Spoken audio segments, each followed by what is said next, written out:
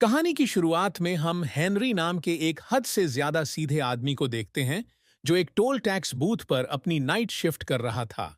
उसके चेहरे से ऐसा लग रहा था मानो उसकी जिंदगी पूरी तरह से बेरंग चल रही हो। सुबह जब वह घर पहुंचा तो उसकी बीवी ने भी यही कहा कि अब तुम मुझसे प्यार नहीं करते ना। मुझे याद है जब तुम करते थे। सब कुछ बहुत अलग था। उनकी बातचीत चल ही रही थी कि तभी किसी ने बाहर से जोर से दरवाजा खटखटाया। जब हेनरी ने दरवाजा खोला तो दरवाजे पर उसका दोस्त एडी खड़ा था। उसके साथ ही जो नाम का एक आदमी भी था जिसकी हालत बहुत खराब लग रही है, जो बार बार उल्टियां करने लगा। डेबी एक नर्स है तो वह जो की मदद करने के लिए उसे अंदर ले आई। तभी एडी ने हेनरी से कहा कि भाई आज इसकी बास्केटबॉल टीम का मैच है। इसकी जगह तू खेल ले क्योंकि यह ऐसी हालत में तो नहीं खेल पाएगा। हेनरी ने मना करने की कोशिश तो की, लेकिन एडी उसे अपने साथ जर्सी पहनाकर ले ही गया। हेनरी ने पूछा कि गेम कहाँ खेली जाएगी। एडी ने कहा, ज्यादा दूर नहीं है यहां से, बस 15 मिनट लगेंगे। तभी एडी ने गाड़ी रोकने को कहा और यह कहकर चला गया कि हम बस थोड़ी देर में वापस आ जाएंगे। बस खाने पीने का कुछ सामान लेने जा रहे हैं। तू यहीं पर बैठा रहियो और गाड़ी चालू रखियो, ठीक है ना। तभी जाते जाते एडी और उसके दो और साथियों ने मास्क पहन लिए। बाकी दो लोगों को तो हेनरी जानता तक नहीं था। वो तीनों अपनी अपनी बंदूकें निकालकर बैंक में घुस गए। बेचारे हेनरी को तो अब तक आइडिया भी नहीं था कि एडी और उसके साथी यहां बैंक लूटने आए हैं और वह उनका ड्राइवर है। और तो और गाड़ी भी चोरी की थी, तार निकाल के स्टार्ट कर रखी थी। कुछ देर बाद ही वह लोग बैंक से निकलकर इधर उधर भागने लगे। इतने में वहां मौजूद एक गार्ड ने हेनरी को देख लिया। उसने बिल्कुल चोरों जैसी ही टी शर्ट पहनी हुई थी। इसी वजह से उसे गिरफ्तार कर लिया गया। पुलिस वालों ने हेनरी से बहुत पूछने की कोशिश की कि बता दे अपने साथियों का नाम। लेकिन हेनरी एडी के अलावा वैसे भी किसको ही जानता था। वह इतना सीधा था कि उसने एडी का नाम भी नहीं लिया, यह सोचकर कि जैसा भी है तो मेरा दोस्त ना। इसी वजह से बैंक को लूटने की कोशिश के जुर्म में हेनरी को 3 साल की सजा सुना दी गई। जेल में जाते ही उसकी मुलाकात मैक्स से हुई। मैक्स हेनरी से बहुत अच्छे से बात करने लगा। अगले दिन नाश्ता करते वक्त मैक्स ने हेनरी से कहा कि यहाँ हर कैदी के कभी कुछ सपने हुआ करते थे, लेकिन फिर उनकी जिंदगी में कोई ना कोई अनहोनी हो गई और फिर यहाँ पहुंच गए। तुम्हारा सपना क्या है? हेनरी ने जवाब दिया कि मेरा कोई सपना नहीं है। यह सुनते हुए मैक्स ने कहा कि कोई भी सपना ना देखना तो सबसे बड़ा जुर्म है। तो बताओ, क्या है तुम्हारा सपना? हेनरी ने फिर से वही जवाब दिया। तो मैक्स ने कहा कि ऐसी जिंदगी का क्या फायदा जिसका कोई सपना ही ना हो। इसी तरह 6 महीने बीत गए। डेबी हेनरी से जेल में मिलने आई और कहा कि मुझे तुम्हें कुछ जरूरी बात बतानी है। डेबी ने उसे बताया कि मुझे किसी से प्यार हो गया है। लेकिन हेनरी ने बड़ा दिल रखते हुए कहा कि कोई बात नहीं, मैं बस यही चाहता हूं कि तुम खुश रहो। अगर मेरे साथ नहीं रह सकती तो किसी और के साथ ही सही। उधर मैक्स को अब जेल ही अपने घर जैसी लगती थी। सभी कैदी आपस में बातचीत करने लगे कि जब पिछली बार तुझे एक पैरोल ऑफिसर ने पूछा था कि अगर हम मैक्स तुम्हें बाहर निकाल दें तो तुम हमारे लिए क्या करोगे, तो तूने क्या जवाब दिया था मैक्स? जिस पर मैक्स ने जवाब दिया कि मैं तुम्हारे घर में घुसकर तुम्हारे कुत्ते को मार दूंगा, तुम्हारे घर को आग लगा दूंगा और वहां रहने वाली हर जिंदा चीज की जुबान काट लूंगा मैं। फिर बाद में हेनरी से पूछा गया कि तुम्हारा रिव्यू कब है, जिस पर हेनरी ने जवाब दिया अगले महीने। तभी एक कैदी ने कहा कि सबको यकीन है कि हेनरी शरीफ है। हेनरी ने भी कहा कि मैंने कोई गुनाह नहीं किया। इस पर मैक्स ने उससे कहा कि तुमने जेल में समय बिताया है तो तुम चाहे कुछ भी कहते रहो, बाहर सबको ऐसा ही लगेगा कि तुमने कोई तो जुर्म किया है। खैर जल्द ही हेनरी को जेल से छुट्टी मिल गई और सबसे पहले ही डेबी से मिलने गया। मगर जब जो ने दरवाजा खोला तो वह यह देखकर हैरान रह गया। और तो और डेबी के पेट में उसका बच्चा भी था। यह सब देखकर हेनरी मन ही मन सोचने लगा कि कैसे उसकी जिंदगी एकदम बदल गई। डेबी ने हेनरी को उसका पूरा सामान दिखाया और उससे पूछा कि अब तुम आगे क्या करने वाले हो। हेनरी ने कोई जवाब नहीं दिया और तभी जो वहां आया उसने हेनरी को एक बिजनेस का ऑफर दिया और कहा कि कोर्ट में मेरा नाम ना लेने के लिए शुक्रिया। मगर हेनरी ने कहा कि मैं तो तेरा नाम जानता ही नहीं और वहां से चुपचाप चला गया। बाद में हेनरी उसी बैंक के सामने जाकर खड़ा हो गया जहां से यह सारी वारदात शुरू हुई थी। लेकिन तभी एक गाड़ी ने उसे टक्कर मार दी और वह जमीन पर गिर गया। वो गाड़ी जूली नाम की एक औरत चला रही थी। जूली ने हेनरी को बहुत बुरा भला कहा और फिर पूछा कि तुम ठीक तो हो। तभी वहां बैंक का गार्ड भी आया और एम्बुलेंस बुलाने को कहने लगा, लेकिन हेनरी ने इसके लिए मना कर दिया। इसके बाद गार्ड उसे थोड़ा सहारा देते हुए साथ वाले कैफे में ले गया, जहां जूली भी उनके पीछे पीछे आई और हेनरी ने जूली से कहा कि मैंने तुम्हें कहीं तो देखा है। इस पर जली ने कहा कि मुझे मत देखो, सड़क पर देकर चला करो, और यह कहकर वह वहां से चली गई। जब हेनरी बाथरूम में गया तो उसकी नजर दीवार पर चिपकी हुई न्यूज पर पड़ी। 80 साल पुरानी उस न्यूज़पेपर कटिंग में बैंक में हुई एक चोरी से जुड़ा हुआ आर्टिकल था। वह चोरी एक अंडरग्राउंड टनल के जरिए की गई थी जो बैंक के पीछे मौजूद एक थिएटर से जुड़ी हुई है। यह टनल बिल्कुल बैंक की तिजोरी के नीचे से जाती है। इसके बाद हेनरी सीधा मैक्स से मिलने के लिए जेल में चला गया और उसने मैक्स से कहा कि मुझे अपना सपना मिल गया है। उस बैंक को लूटना ही मेरा सपना है जिसके चक्कर में मैं यहाँ पहुंच गया हूँ। सजा जब काटनी है तो कम से कम चोरी करूं तो सही। मैक्स को कुछ समझ नहीं आया तो हेनरी ने कहा कि क्या तुम बैंक लूटने में मेरा साथ दोगे? मैक्स ने उससे पूछा, तेरे पास कोई प्लान है भी कि ऐसे ही हवा में चला हुआ है तू? जिस पर हेनरी ने कहा कि तुम चिंता मत करो, एकदम टॉप क्लास प्लान है मेरे पास। यह सब होने के बाद हेनरी थिएटर में चला गया और वहीं जूली भी अपने नाटक की रिहर्सल कर रही थी। जूली को नाटक करते समय उसका डायरेक्टर काफी डांटने लगा और कहने लगा कि तुमसे नहीं हो पाएगा यह सब, जिसके बाद जूली गुस्से में कॉफी पीने चली गई। जाते जाते उसने हेनरी से कहा कि कहीं तुम मेरा पीछा तो नहीं कर रहे। हेनरी ने मना कर दिया और उसके पीछे कॉफी शॉप तक चला गया। वहां कॉफी पीते पीते हेनरी जूलिया की एक्टिंग की तारीफ करने लगा। तभी जूली ने हेनरी से कहा कि उस एक्सीडेंट की कंप्लेंट ना करने के लिए थैंक्स, और दूसरी तरफ जेल में मैक्स ने भी पैरोल अप्लाई कर दिया। कुछ सवाल पूछे जाने के बाद उसे भी छुट्टी दे दी गई। हेनरी ने मैक्स को पहले ही समझा दिया था कि ऑफिसर्स के सामने कैसे पेश आना है। जब हेनरी उसे जेल के बाहर लेने आया तो मैक्स उससे पूछने लगा कि तुम्हारी गाड़ी कहाँ है? हेनरी ने कहा कि मेरे पास गाड़ी नहीं है। दरअसल हेनरी पैदल ही मैक्स को लेने आ गया था। इस पर मैक्स भड़क गया कि किस पागल के चक्कर में बाहर आ गया मैं, वापस ले लो मेरे को, मुझे बाहर नहीं जाना। लेकिन जब हेनरी ने अपना प्लान मैक्स को बताया तो मैक्स ने हैरान होते हुए कहा कि यही तुम्हारा प्लान है। सेम इसी तरीके से 80 साल पहले बैंक को लूटा गया था और तुम्हारे पास बंदूकें वगैरह हैं क्या? लेकिन हेनरी ने इसके लिए भी मना कर दिया, यह कहते हुए कि मैं किसी को नुकसान नहीं पहुंचाना चाहता। इस पर मैक्स ने कहा कि हाँ,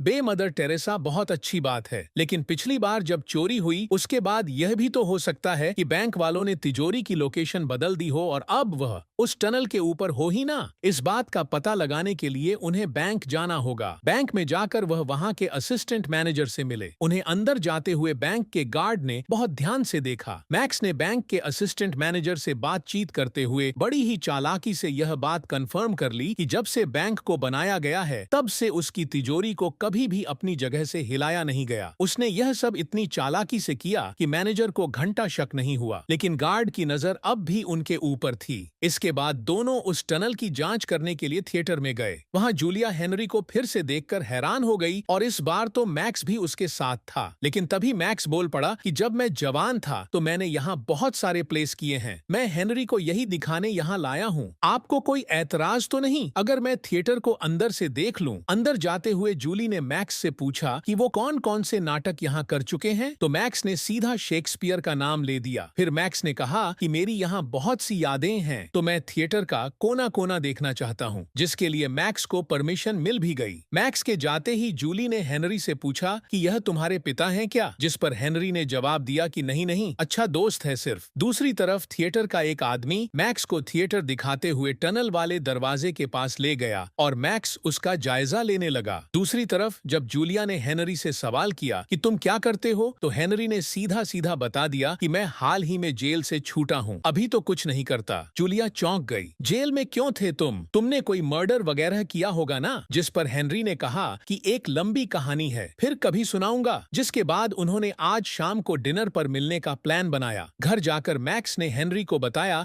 कि वह टनल एक ग्रीन रूम की दीवार से जाती है, तो हमें कुछ भी करके उस ग्रीन रूम को हथियाना पड़ेगा। लेकिन हेनरी का ध्यान तो सिर्फ तैयार होने में था, क्योंकि जूली के साथ डेट पर जो जाना है, और उसने मैक्स से पूछा कि मैं कैसा लग रहा हूँ। तो मैक्स ने हंसते हुए कहा कि हमेशा की तरह अपने जैसे ही लग रहे हो और जाओ अपनी डेट एंजॉय करो, बाद में करेंगे प्लानिंग। उनकी डेट के दौरान जूली ने हेनरी को बताया कि मैं बहुत बड़ी एक्ट्रेस बनना चाहती हूँ, मैं चाहती हूँ कि सब लोग मेरा नाम जानते हो। उनकी डेट के दौरान हेनरी ने जूली को पूरा सच बताया कि किस तरह उसे जेल हुई थी और अब वह सच में बैंक लूटना चाहता है। जूली उसका प्लान सुनकर हैरान तो काफी हो गई थी, लेकिन अब उसे हेनरी का साथ पसंद आने लगा था। फिर दोनों घर आ गए और अब उनके बीच की नजदीकियां बहुत ज्यादा बढ़ गईं। अगली सुबह हेनरी और जूली मैक्स के घर गए, मगर मैक्स जूली को देखकर खुश नहीं था। तो हेनरी ने मैक्स से कहा कि टेंशन मत लो, यह हमारे साथ ही काम करेगी। लेकिन तभी मैक्स हेनरी को साइड में ले जाकर उस पर भड़क गया कि तुमने इसे पूरा प्लान क्यों बताया। थोड़ी देर बाद खाना खाते वक्त जूलिया ने मैक्स से सवाल पूछा कि तुम जेल में क्या कर रहे हो, जिस पर मैक्स ने बताया कि मैंने कई खून किए हैं। इस पर जूली ने उससे पूछा कि तुमने इतने सारे मर्डर किए, तुम्हें पकड़े जाने का डर नहीं था। इस पर मैक्स ने कहा कि मुझे जेल जाना पसंद है, मेरी तो फेवरेट जगह है वो।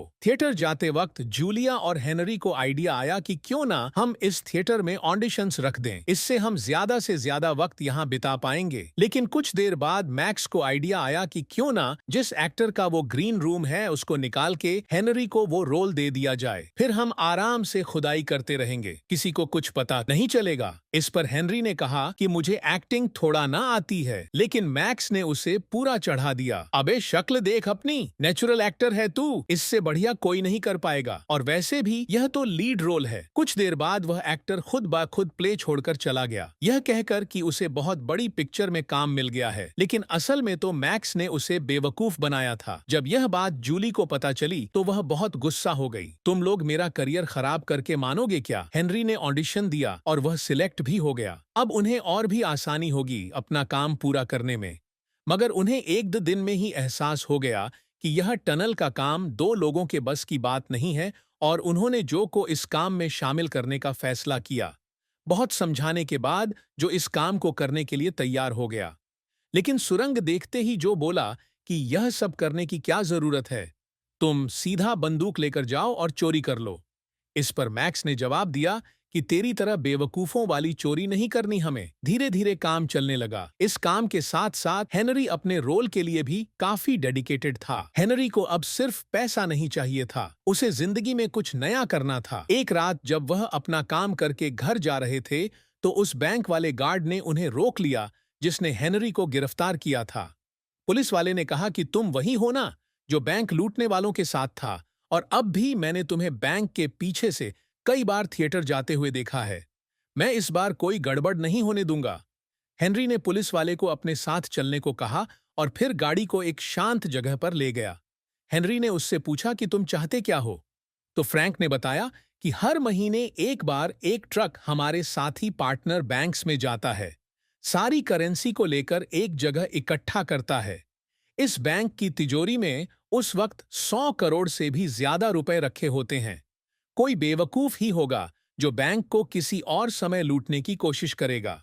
मैं अंदर से तुम्हारा आदमी बनकर अलार्म सिस्टम में तुम्हारी मदद कर सकता हूं। अगले दिन थिएटर में जूली के रोने वाले सीन के दौरान डायरेक्टर ने उससे कहा कि तुमने कभी किसी से प्यार नहीं किया ना, दिल नहीं टूटा तेरा कभी, यही तेरी दिक्कत है। बिना इस फीलिंग के तुम कभी एक महान एक्ट्रेस नहीं बन पाओगी। फिर 5 मिनट का ब्रेक हो गया। जूली बाथरूम में जाकर रोने लगी। हेनरी ने पूछा कि तुम ठीक तो हो ना? तभी जूली फूट फूट कर रोने लगी। उसने कहा कि हाँ, नहीं हुआ मुझे कभी किसी से प्यार, क्या करूं मैं, लेकिन एक्ट्रेस तो मुझे बनना है ना। इस पर हेनरी ने कहा कि तुम प्यार करती हो मुझसे, बस तुम्हें भी पता नहीं है, और मुझे यकीन है कि तुम बहुत बड़ी एक्ट्रेस बनोगी। फिर दोनों ने आगे बढ़कर एक दूसरे को चूम लिया। रात को मैक्स और हेनरी चोरी का प्लान तैयार कर रहे थे। तभी दरवाजे पर नॉक हुआ। हेनरी ने जैसे ही दरवाजा खोला तो उसने देखा कि जो और एडी खड़े थे। जो को देखकर ऐसा लग रहा था मानो उसकी छिताई की गई हो। तभी एडी ने हेनरी से कहा कि जो ने मुझे सब कुछ बता दिया है और अब मैं भी तुम्हारे प्लान में शामिल हूँ। लेकिन मैक्स को एडी बिल्कुल पसंद नहीं आया। उसने हेनरी से पूछा, कौन है यह नमूना? एडी कहने लगा कि मुझे सब कुछ पता है, इसीलिए अब तुम्हारे पास कोई चारा नहीं है। मैक्स ने दोबारा पूछा कि कोई मुझे बताएगा यह उल्लू का पट्टा है कौन? लेकिन एडी तिलमिलाकर कहने लगा कि मैं इस प्लान में अंदर हूँ और तू बाहर बुड्ढे। मैक्स ने उसे सीधे तौर पर वहां से जाने के लिए कहा, लेकिन एडी ने मैक्स को दोबारा से बुढ़ा कहकर चिढ़ाया। तो इस बार मैक्स को गुस्सा आ गया तो वह एडी की तरफ उसे मारने के लिए बढ़ने लगा, लेकिन हेनरी ने जैसे तैसे बीच बचाव किया। अगले दिन मैक्स और हेनरी थिएटर गए तो उन्हें पता चला कि उनका शो बस कुछ ही दिन में हो जाएगा और इस बात से वह दोनों परेशान हो गए। हेनरी ने कहा कि मुझे नहीं लगता कि अब हम चोरी कर पाएंगे। दरअसल वह भी अब जूली से प्यार करने लगा था। चोरी करके उन्हें यहाँ से भागना पड़ेगा, लेकिन अब वह जूली से दूर नहीं जाना चाहता। तभी मैक्स ने हेनरी को पकड़कर कहा कि तुमने मुझे जेल से बाहर बुलाया अपनी मदद करने के लिए और अब तुम इस काम से मना कर रहे हो। मैंने अपनी सारी जिंदगी बस बातें करके निकाली है। मैं बहुत दिनों से जेल में बंद था। अब मैं बाहर आया हूँ तो कोई कांड तो करके जाऊंगा।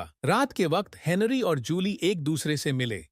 हेनरी ने जूली को बताया कि हमें शो के पहले दिन ही बैंक को लूटना होगा और फिर मैं यहां से भागकर कैलिफोर्निया चला जाऊंगा।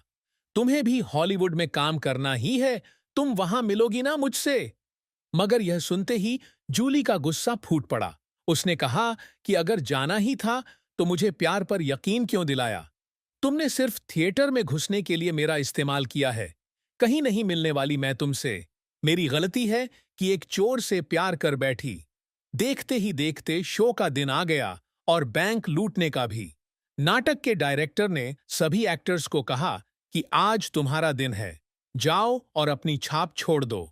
अब हमारे पास सिर्फ 10 मिनट बचे हैं। तभी पैसों का वह ट्रक भी बैंक में आ गया जैसा कि पुलिस वाले ने बताया था। हेनरी प्ले में अच्छे से एक्टिंग करता रहा और मौका देखते ही अपने साथियों की मदद करने चला गया। सब उनके प्लान के हिसाब से ही हो रहा था। पहले उन्होंने एक औजार की मदद से ईंटों की दीवार तोड़ी और बाद में एक बड़ी सी वेल्डिंग मशीन की मदद से तिजोरी के लोहे को काटते हुए वहां एक बड़ा सा छेद कर दिया। पुलिस वाले का इशारा मिलते ही मैक्स ने पहले ही तार काट दी थी, जिस वजह से अलार्म नहीं बजा। मगर तभी एडी ने मैक्स पर बंदूक तान दी और उसे चुपचाप यहां से चले जाने को कहा। एडी ने जो से कहा कि सारा पैसा जल्दी जल्दी गाड़ी में भर। जो को एडी की यह हरकत पसंद नहीं आई और कहा कि ऐसा मत कर भाई, ठीक नहीं है यह। तभी हेनरी भी वहां पहुंच गया और एडी ने उसे भी डराने की कोशिश की और मैक्स को बंदूक से मारकर नीचे गिरा दिया, जो बार बार उसे ऐसा करने से मना कर रहा था। तभी मैक्स ने एडी के हाथ से बंदूक छीनकर उसे पीटना शुरू कर दिया। इस सब के दौरान गोली चल गई जो हेनरी की टांग को छूते हुए चली गई। उधर थिएटर में हेनरी का सीन आने वाला था तो वह जल्दी से जैसे तैसे थोड़ा लंगड़ाते हुए अपना सीन करने निकल गया। ऊपर एडी को बढ़िया तरीके से पीटने के बाद मैक्स ने उसके हाथ, पांव और मुंह बांध दिए और थोड़ी देर बाद हेनरी, मैक्स और जो सारा पैसा लेकर वहां से रफू चक्कर हो गए। हेनरी अचानक से गाड़ी रोकने को कहने लगा। जो और मैक्स को समझ नहीं आया कि वह ऐसा क्यों कर रहा है। उन्होंने गाड़ी रोक भी दी। हेनरी ने उन्हें यह कहकर भाग जाने को कहा कि मैं तुम्हें बाद में मिलूंगा। जब जो ने मैक्स से पूछा कि यह कहाँ गया है तो मैक्स ने जवाब दिया कि भाड़ में जाने दो इसे। हेनरी भागते हुए वापस थिएटर में पहुंचा। जूलिया स्टेज पर एक्टिंग कर रही थी। तभी हेनरी थोड़ा लंगड़ाते हुए जल्दी से स्टेज पर चढ़ गया। उसने जूलिया से कहा कि मैं तुमसे दूर नहीं जा सकता। मैं तुमसे सच में प्यार करता हूं और तुम्हारे बिना नहीं रह पाऊंगा। उधर नाटक में भी ऐसा ही कुछ चल रहा था तो ऑडियंस को लगा कि वाह, यह लोग तो कुछ अलग कर रहे हैं, क्या सीन है। और वह सभी लोग जूलिया के यहाँ बोलने का वेट करने लगे। तभी डायरेक्टर ने भी सारी लाइटें थोड़ी डम कर दीं और जूलिया को हाँ बोलने को कहा। अब जूलिया को भी यकीन हो गया था कि हेनरी सच में उससे प्यार करता है और एक लंबे सन्नाटे के बाद जूलिया ने हाँ तो नहीं कहा, लेकिन उसके चेहरे के हाव भाव ने सब कुछ जाहिर कर दिया। चलो, आखिर में हीरो को हीरोइन मिल गई। पैसा तो वह ले ही लेगा,